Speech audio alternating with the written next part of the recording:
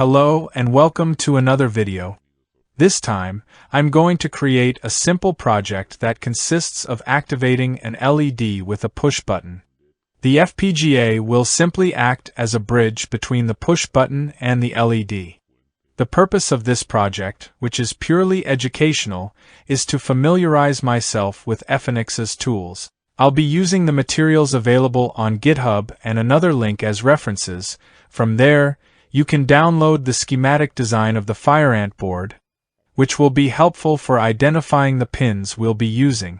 On GitHub, I'll open the Getting Started guide, which describes the features of the development kit that I covered in the previous video.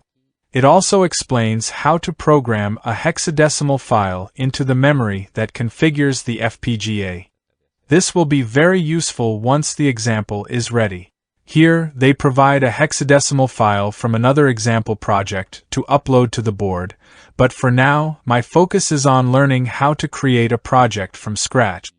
So, in the Efinity software, I click on File and select the option Create Project. In the field where the project path is specified, I select a folder to save the project. In the top field, I enter the project name, which will be Test. At the bottom, I select the FPGA family, the device, and an option called Timing Model.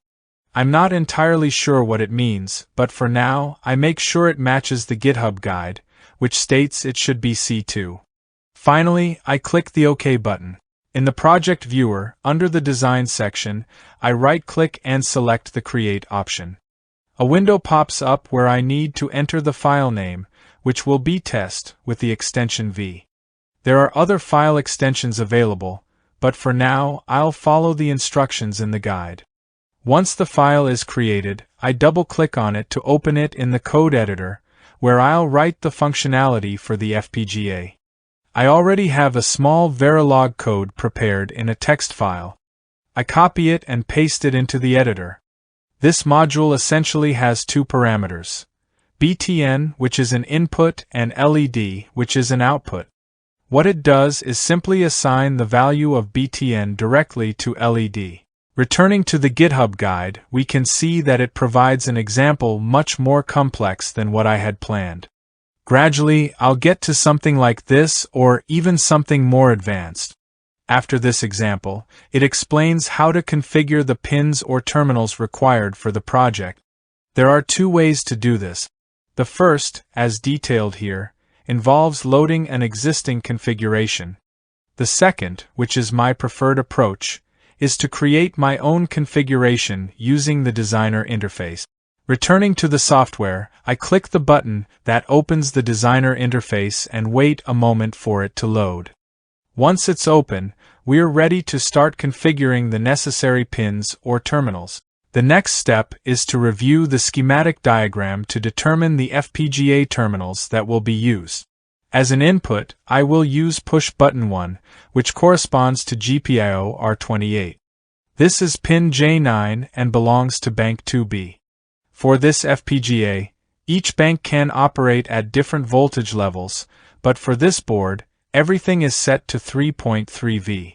For the output, I'm going to use LED number 2, which is connected to GPIO pin R5, corresponding to pin B5 in bank 2A.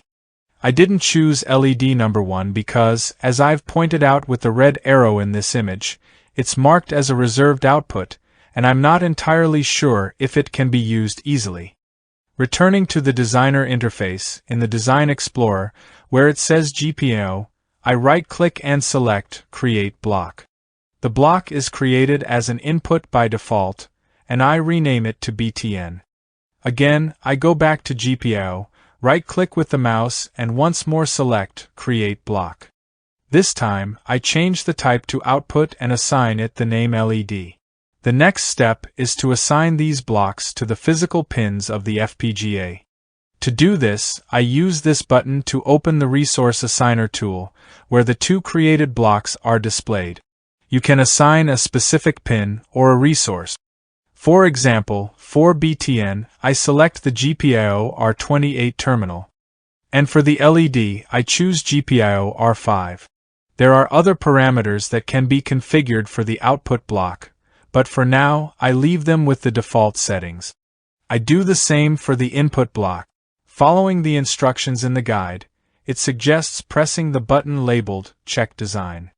I return to the designer interface and run the check, where I am informed that there are no issues. Again, according to the GitHub guide, after verification, the Efinity constraint files must be generated. So, I go back to the tool and press the corresponding button. Finally, it says a report needs to be generated. I check the guide for how to do this, but I can't find this option in the installed software. It's possible that it's not required. The guide instructs me to close the designer interface and proceed to synthesize the project.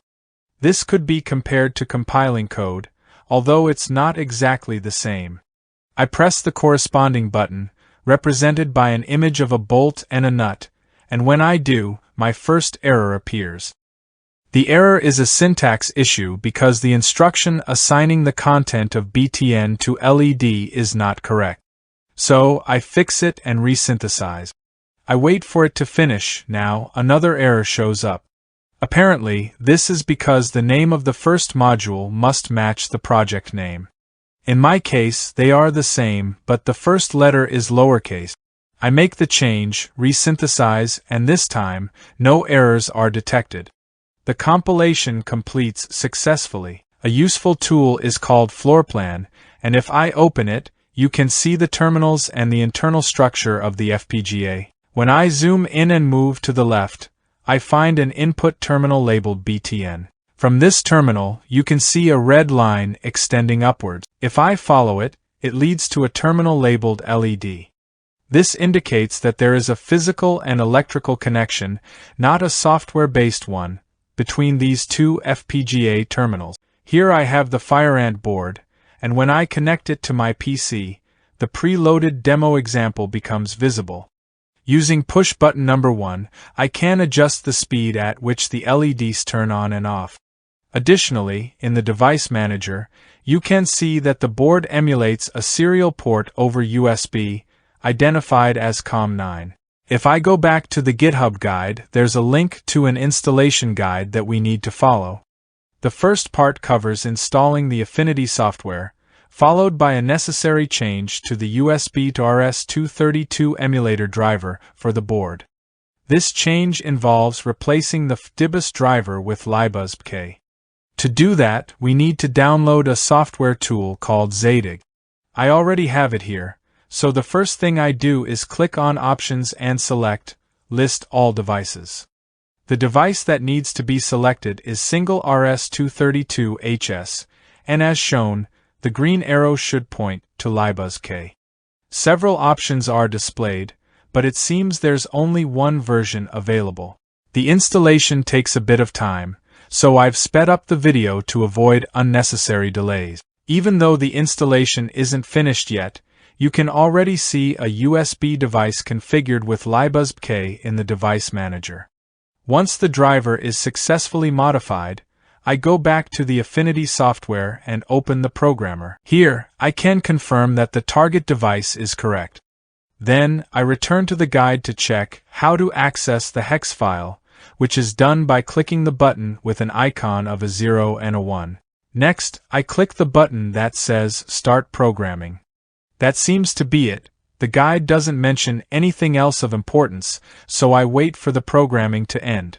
It seems that the programming is finished, since the demo example seems to work.